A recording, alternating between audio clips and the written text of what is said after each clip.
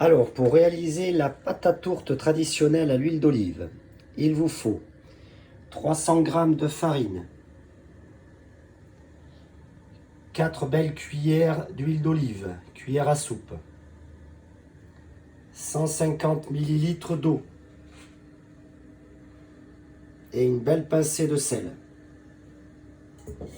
Tout ça dans un batteur, un robot, et on va pétrir. Alors moi ici j'ai fait dans un robot, mais on peut aussi bien le faire sur un plan de travail ou dans un saladier. Donc allez, hop, c'est parti.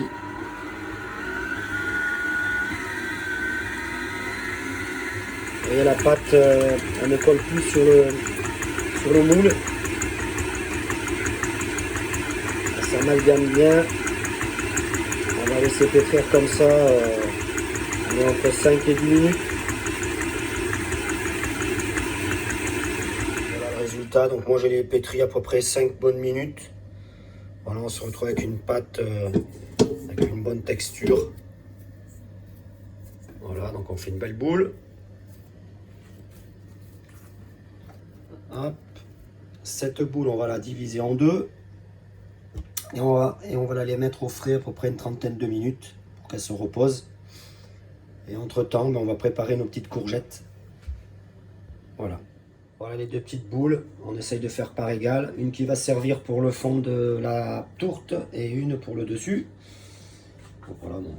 Hop. Je mets un petit peu de farine. On va juste les envelopper pour pas qu'elles sèchent. Et au frigo. Bon, maintenant voilà les ingrédients pour la farce de la tourte. Donc il vous faut à peu près 3 belles courgettes, un poireau, un blanc de poireau, donc c'est facultatif, moi j'aime bien, ça donne un bon petit goût dans la tourte, un oignon, 3 petites gousses d'ail, 2 œufs, entre 80 voire 100 g de parmesan râpé, Padano ou Reggiano comme vous voulez, et l'équivalent de 2 cuillères de riz cru que j'ai fait cuire, donc ça fait ça doit faire à peu près 30 g de riz là, un peu de poivre en grains et sel.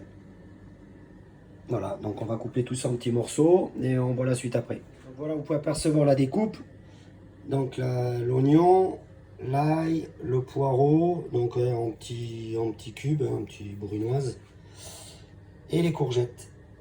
Voilà, donc on va mettre tout ça à cuire dans une poêle avec de l'huile d'olive. Allez, on va faire tout ça. Donc voilà, la poêle avec l'huile d'olive. On verse les oignons, ail, poireau. On va laisser revenir gentiment, sans les brûler.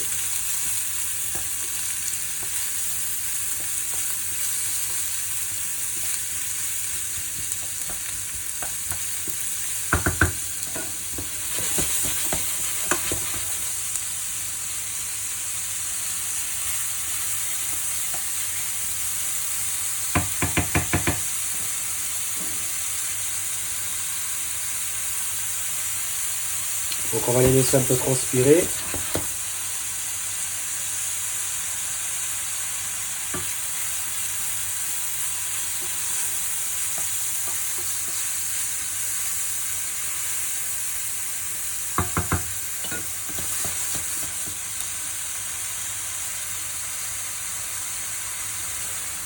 Donc là moi j'ai pris des courgettes, les courgettes vertes traditionnelles. Hein.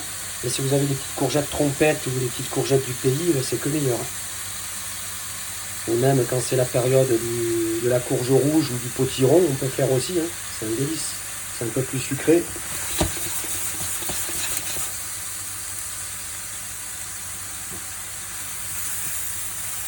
Donc là les quantités c'est quand même pour faire une belle tourte. Hein. J'ai mon moule qui est assez grand. Hein.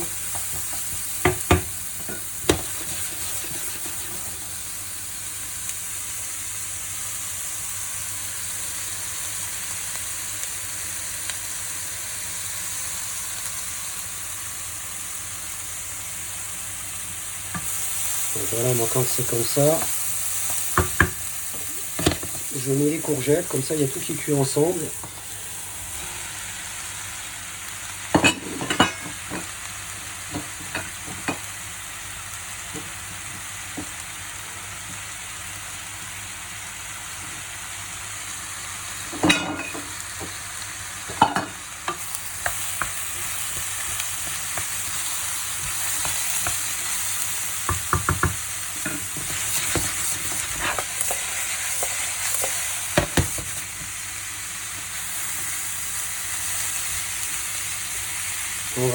rajouter le sel et le poivre.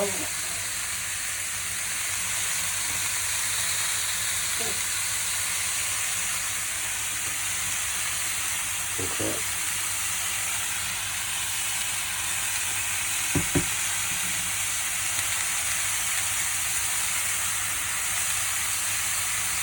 on va mieux regoûter après,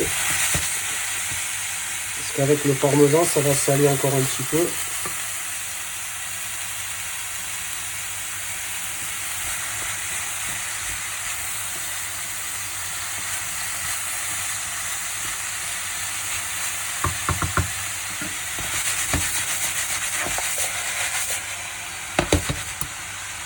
Donc voilà les légumes légèrement croquants. J'incorpore le riz.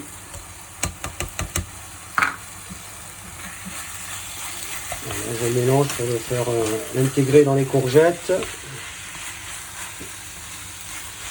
Et là on peut stopper la cuisson. On va bien mélanger l'ensemble. Et on va laisser refroidir dans un saladier avant de mettre les œufs et le parmesan. Voilà, prochaine étape. Donc voilà, après avoir sorti la pâte du réfrigérateur, donc voilà, j'ai pris une petite astuce. J'ai pris une feuille de papier sulfurisé qui fait à peu près la taille de mon moule. Hein, voilà, il est un petit peu abîmé, c'est pour ça que je préfère mettre un petit papier. Comme ça facilitera le placement de la pâte dans le fond du moule. Hein, la pâte, elle va rester sur le dessus du papier. Donc voilà, bon là je vais couper parce que sinon je ne peux pas travailler en même temps. Donc j'ai préchauffé mon four à 180 degrés le temps que je prépare mon montage. Allez, suite à tout à l'heure. Donc voilà, la pâte est étalée, donc j'ai bien étalé bien large, hein, que ça déborde bien du moule, hein, pour pouvoir après bien remplir, que ça aille bien sur les bords. Allez, on va passer au montage. Voilà, j'ai bien fait déborder sur les côtés. L'épaisseur, je ne sais pas si vous arrivez à voir, c'est à peu près 2-3 mm d'épaisseur la pâte. Hein, pas plus parce que sinon après c'est un stufagari. Voilà, hop, j'ai bien étalé. Attention de ne pas faire des trous comme je viens de faire. Voilà, maintenant je vais mettre l'appareil à l'intérieur. Voilà, donc le mélange, hein, les courgettes, oignons, tout ça, avec les œufs, le parmesan. Voilà, donc on répartit bien. Et 2 cuillères de riz cru, ça suffit largement pour une tourte. Comme on voit, ça en fait quand même pas mal après. Hein.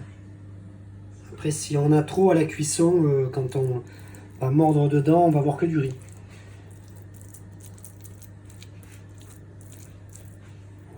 Voilà. Tac. Allez, maintenant je vais procéder au couvercle. Voilà, donc là j'ai fait la deuxième pâte, pareil, hein, toujours aussi fine. J'ai bien mis dessus, j'ai fait déborder. Donc là il y a les deux, je sais pas si on arrive à voir. Voilà, donc là il y a les deux pâtes. Ce que je vais faire maintenant, c'est tout ce qui déborde, je vais les couper avec un ciseau. Je vais laisser à peu près un petit centimètre tout le tour. Je vais bien pincer pour bien souder l'ensemble. Voilà, donc là j'ai coupé tout le tour. Hein, j'ai laissé un petit rebord. Donc maintenant tout ce petit rebord là, je vais le pincer et je vais le retrousser comme faire un fond de tarte. Voilà, donc je vais vous faire voir le résultat final après. Voilà le résultat.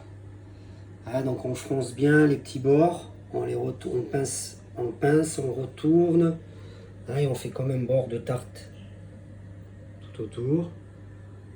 Voilà, une fois que ça c'est fait, on prend une fourchette, on pique la tourte de partout. Voilà, on prend de l'huile d'olive. On met sur tout le dessus. On étale doucement avec les doigts.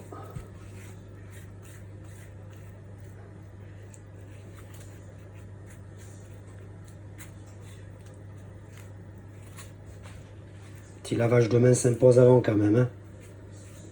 On fait pas ça en sortant des toilettes. Hein. Et voilà, c'est prêt pour la cuisson. 180 degrés, entre 20 et 30 minutes à surveiller dans le four. Hein. Ça dépend les fours des fois. Allez, on regarde le résultat après. Et voilà, après 30 minutes de cuisson à 180 degrés, voilà le résultat. Bon, j'ai fait les 2 dernières minutes, j'ai mis la fonction grill pour la colorer un petit peu. Hein, comme ça, c'est plus sympa à l'œil. Et pour finir, alors, le petit secret, c'est qu'on remet encore un petit peu d'huile d'olive sur la pâte. Voilà. Je prends un papier sopalin et je répartis l'huile un petit peu partout. Voilà, attention parce qu'il y a des vapeurs, hein. Faut pas se brûler. Voilà, ça va rendre la pâte un petit peu brillante et on va bien sentir le petit goût d'huile d'olive.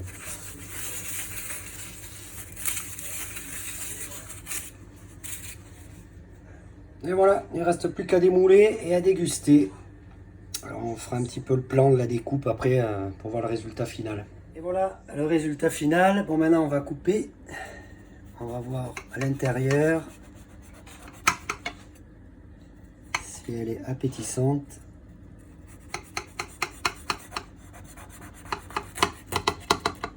La pâte est au top.